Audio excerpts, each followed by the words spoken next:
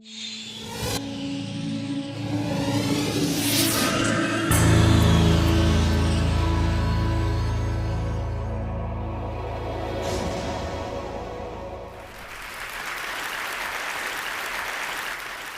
humanitarian model has barely changed since the early 20th century.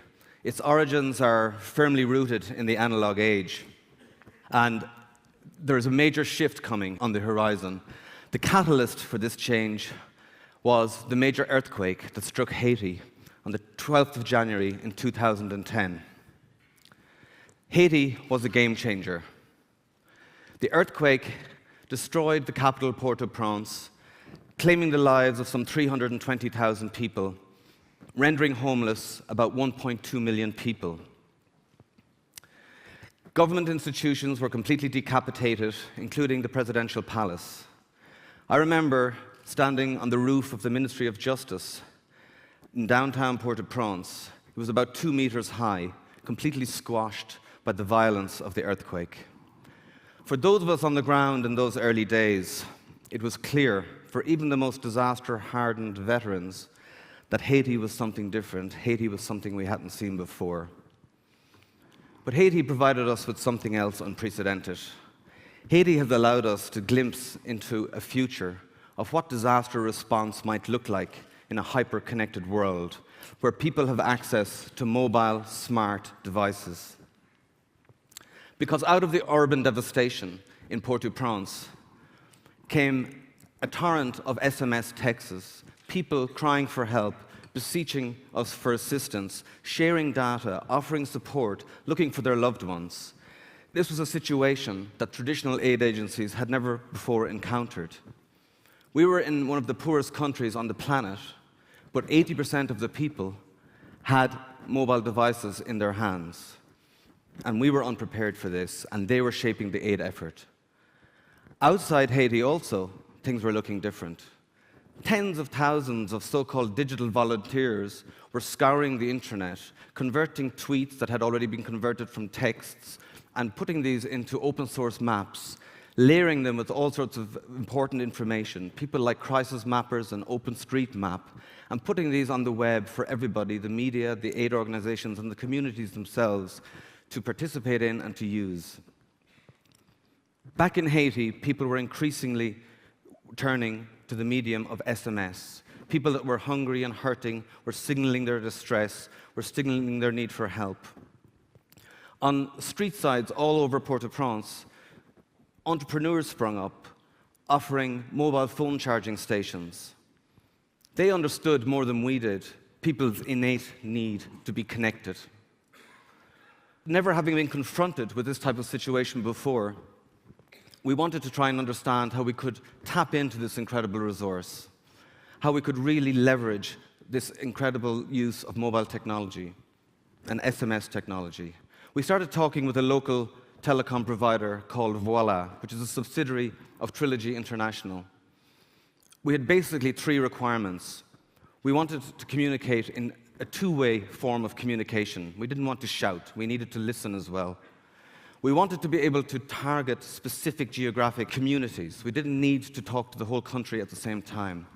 And we wanted it to be easy to use. Out of this rubble of Haiti, and from this devastation, came something that we call TERRA, the Trilogy Emergency Response Application, which has been used to support the aid effort ever since. It has been used to help communities prepare for disasters. It is used to signal early warning in advance of weather-related disasters. It's used for public health awareness campaigns, such as the prevention of cholera. And it is even used for sensitive issues, such as building awareness around gender-based violence. But does it work? We have just published an evaluation of this program, and the evidence that is there for all to see is quite remarkable. Some 74% of people received the data. Those that were intended to receive the data, 74% of them received it. 96% of them found it useful. 83% of them took action, evidence that it is indeed empowering, and 73% of them shared it. The TERRA system was developed from Haiti. With the support of engineers in the region, it is a user-appropriate technology that has been used for humanitarian good to great effect. Technology is transformational. Right across the developing world, citizens and communities are using technology to enable them bring about change, positive change, in their own communities. The grassroots is being strengthened through the social power of sharing, and they are challenging the old models, the old analog models of control and command.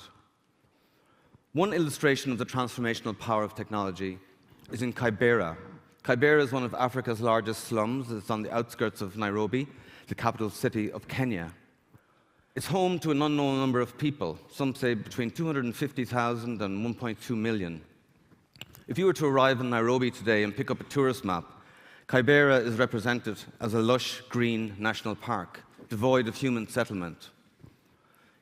Young people living in Kibera, in their community, with simple handheld devices, GPS handheld devices, and SMS-enabled mobile phones, have literally put themselves on the map.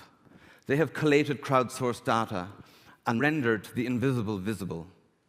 People like Josh and Steve are continuing to layer information upon information, real-time information, tweeted and texted onto these maps for all to use. You can find out about the latest impromptu music session. You can find out about the latest security incident. You can find out about places of worship. You can find out about the health centers. You can feel the dynamism of this living, breathing community. They also have their own news network on YouTube with 36,000 viewers at the moment. They are showing us what can be done with mobile digital technologies. They're showing that the magic of technology can bring the invisible visible. And they are giving a voice to themselves. They are telling their own story, bypassing the official narrative. And we're seeing from all points in the globe similar stories. In Mongolia, for instance, where 30% of the people are nomadic, SMS information systems are being used to track migration and weather patterns. SMS is even used to hold herder summits from remote participation.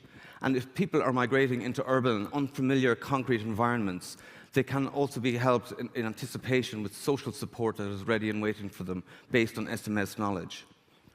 In Nigeria, open source SMS tools are being used by the Red Cross community workers to gather information from the local community in an attempt to better understand and mitigate the prevalence of malaria.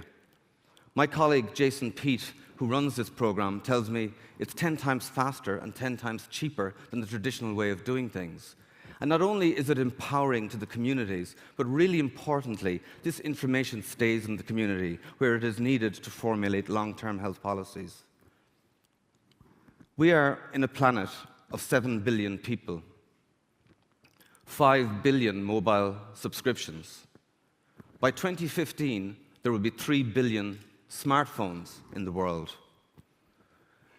The UN Broadband Commission has recently set targets to have broadband access in 50% of the developing world, compared to 20% today. We are hurtling towards a hyper-connected world where citizens from all cultures and all social strata will have access to smart, fast mobile devices. People are understanding, from Cairo to Oakland, that there are new ways to come together. There are new ways to mobilize. There are new ways to influence. A transformation is coming, which needs to be understood by the humanitarian structures and the humanitarian models. The collective voices of people needs to be more integrated through new technologies into the organizational strategies and plans of actions, and not just recycled for fundraising or marketing. We need to, for example, embrace the big data, the knowledge that is there from market leaders who understand what it means to use and leverage big data. One idea that I'd like you to consider, for instance, is to take a look at our IT departments. They're normally backroom or basement hardware service providers, but they need to be elevated to software strategists. We need people in our organizations who know what it's like to work with big data. We need technology as a core organizational principle. We need technological strategists in the boardroom who can ask and answer the question, what would Amazon or Google do with all of this data and convert it into humanitarian good?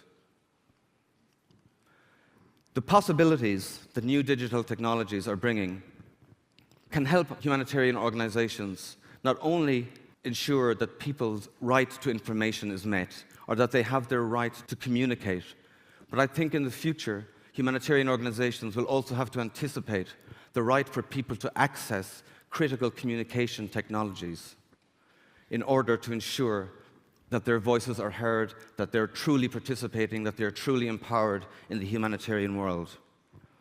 It has always been the elusive ideal to ensure full participation of people affected by disasters in the humanitarian effort.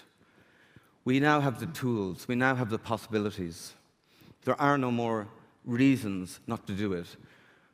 I believe we need to bring the humanitarian world from analog to digital. Thank you very much.